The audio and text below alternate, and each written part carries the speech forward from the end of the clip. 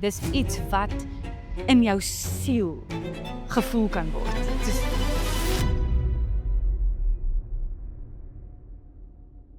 Want Jesus het dit in jou geplant. Hy sê as hy dan vir jou is, wat kan teen jou wees? Die opinie van Jesus Christus moet swaarder weeg as die opinie van mense.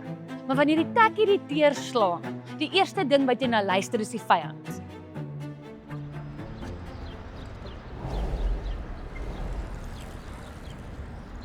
So, toe ons in 2014 teruggekom het van die Kaap af, ons groot lekker Kaapse draai, het ek myself in Pick n Pay se rakke gekry. En daar was iemand wat met my op skool was. En sy kyk so vir my en sy sê, "O, het die Kaap nie vir jou uitgewerk nie." En ek kyk haar so en ek kon op daai oomblik gekies het om daai saad wat sy vir my in woorde gegee het in my te plant. En dat dit groot word en iets soos word in my hart. En ek besluit toe, ek gaan dit nie doen nie. Ek het al in daai Pick n Pay rak, het ek vir haar gesê, dankie dat jy gevra het. En ek het huis toe gegaan en ek het vir my man gesê, nou bid ons.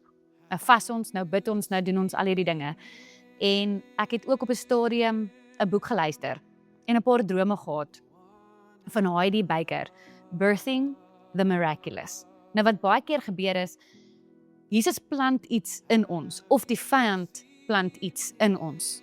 En ons moet kies wat gaan groei.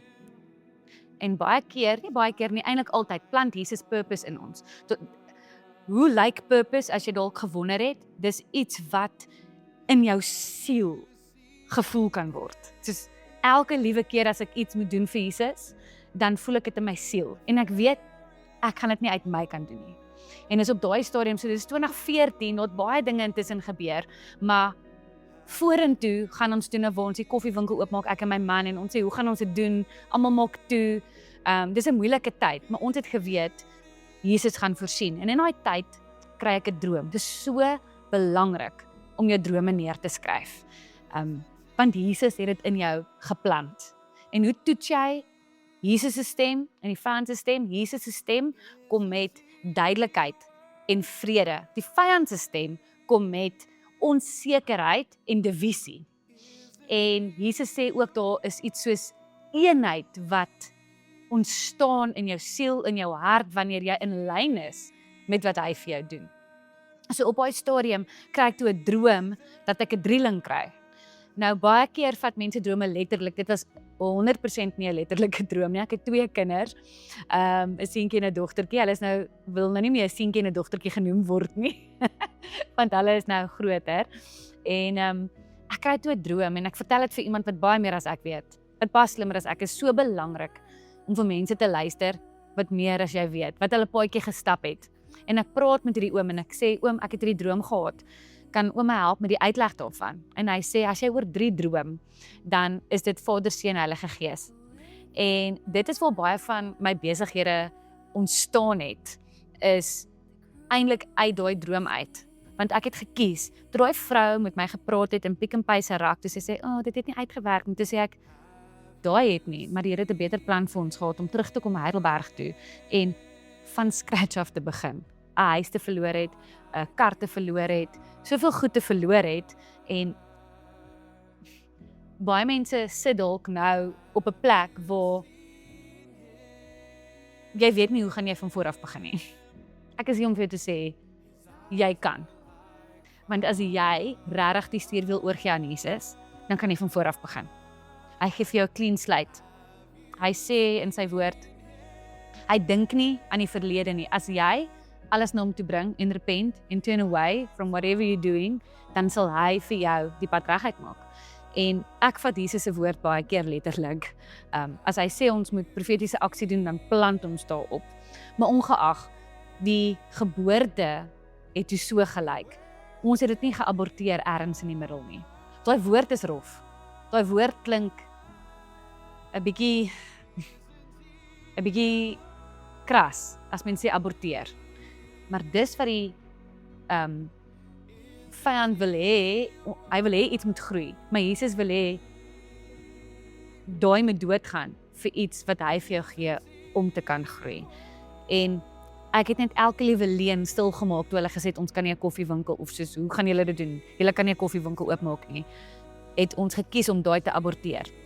En ons het gekies dat dit in ons groei en nie wat die vyand wou plant nie. Want jy moet onkruid kan raak sien. En Jesus sê ook in sy woord dat signs and wonders will follow those who believe. And I believe. So signs and wonders will follow me. Maar ons moet regtig begin praat asof dit wat Jesus in sy woord sê waar is. Hy sê as hy dan vir jou is, wat kan teen jou wees? Niemand in 'n Pick n Pay rak nie, niemand wat vir jou ergens, of dit nou op social media is, of dit in die straat is, of agter jou rug is, dit moet nie dit wees wat jy nou luister nie. Die opinie van Jesus Christus moet swaarder weeg as die opinie van mense. So ons kyk spesifiek na hy wat hemel en aarde gemaak het, hy wat die begin en die einde is, hy wat die alfa en die omega is, hy wat die prins van vrede is. I mean, die vrede wat alle verstand te bowe gaan. Weet, ons kan baie keer emosioneel daaroor raak. En ons kan baie keer sê, ja, hy is dit alles. Maar wanneer die tekkie die teer slaan, die eerste ding wat jy nou luister is die vyand. So as jy vandag dalk bietjie na die vyand se kamp toe moet gaan en sê, I'm taking back what the enemy stole, gaan haal jou saad, want die vyand is agter jou destiny aan. Hy wil jou babietjie wat Jesus vir jou gegee het, jou purpose, wil hy hê, moet doodgaan. Hy wil hê jy moet kies, om wanneer dit moeilik raak, wanneer die kraampyne kom, wanneer dit seer raak, wil hy hê jy moet opgee. Hy wil hê jy moet sê, ek kan nie hierdie meer doen nie, hierdie is 'n bietjie moeilik. Ek wil vir jou sê, ek wil jou eintlik jou oë draai na Esther toe.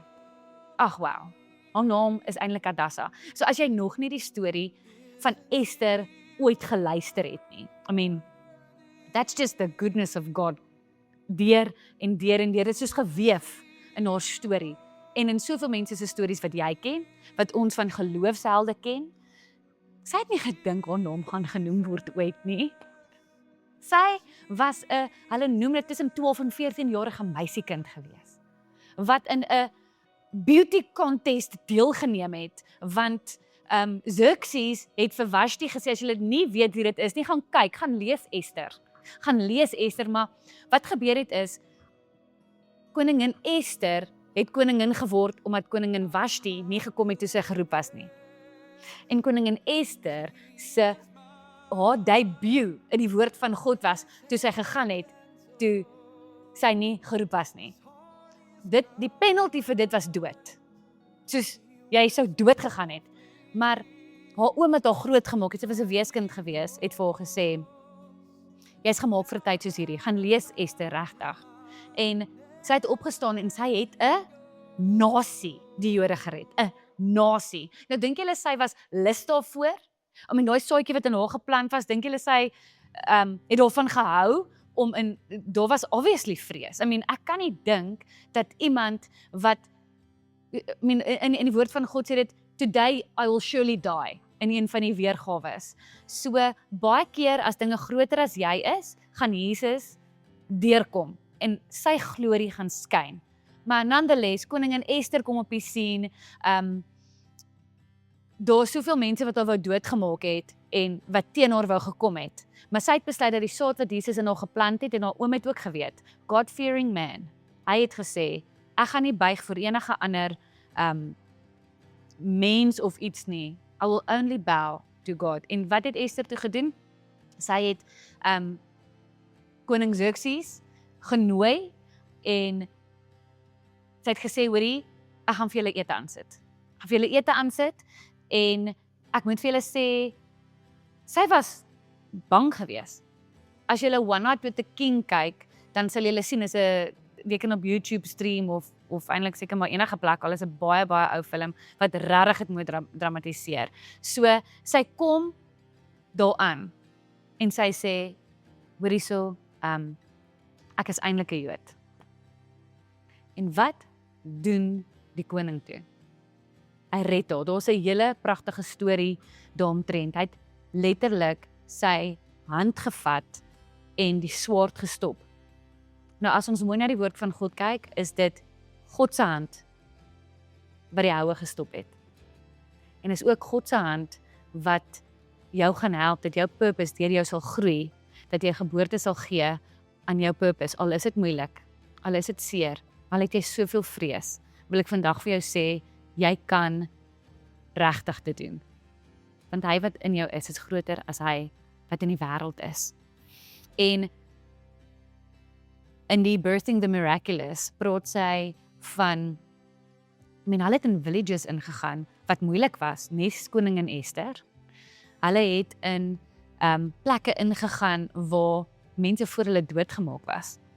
Maar ons sê baie maklik, ek is 'n Christen.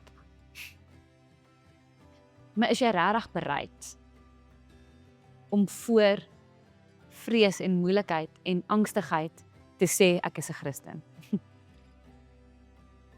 Want dis wanneer woorde begin saak maak, as jy jou dade by dit kan sit. So ek wil jou regtig uitdaag vandag om te kyk waar jy in jou swangerskap is met jou purpose. Ek wil vir jou vra om te gaan kyk na koningin Esther se storie, maar in diepte. In diepte. Want as jy baie mooi gaan kyk, is dit 5 generasies terug toe Saul ongehoorsaam was. Dis die rede hoekom daar haat in die generasies was. Want die Amalekiete was doodgemaak. Maar ja, ek wil nou nie 'n teologiese ding met julle praat nie, ek wil maar net vir julle sê, niks het verander nie, die vyand se taktiek het nie verander nie, en God se autoriteit het nog nooit verander nie, dit is nog kragtig. So, ek wil vir jou vra, gaan alleen daar waar jy nou is, of save dit vir later, maar ek wil regtig vir jou vra dat jy ondersoek doen oor, weet jy hoekom jy op aarde is? Wat is jou doel? Esther het geweet wat haar doel was. Ek weet vandag wat my doel is, en dis om te aktiveer wat in jou is. Dis my spesifieke doel op aarde. En ek gaan nie ophou tot ek doodgaan nie. Ek weet dit is vir my 'n uitgemaakte saak. So, kry die vrouens om jou. Vra die vrae.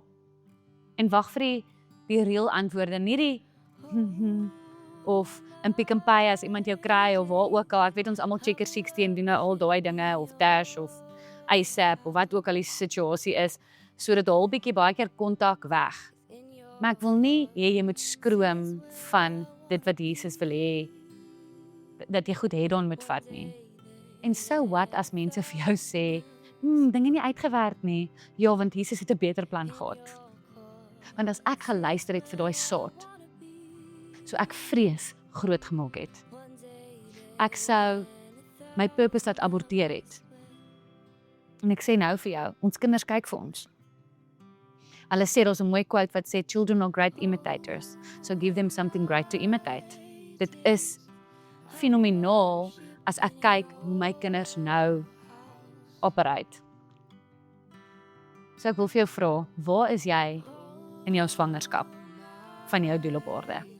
Vra vir Jesus om vir jou te wys. En wees eerlik.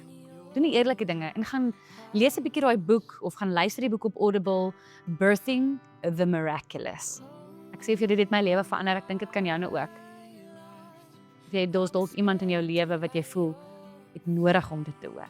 So ek sien uit dat jy geboorte gee voltermyn en wat Jesus wil hê jy moet doen op aarde. Dankie.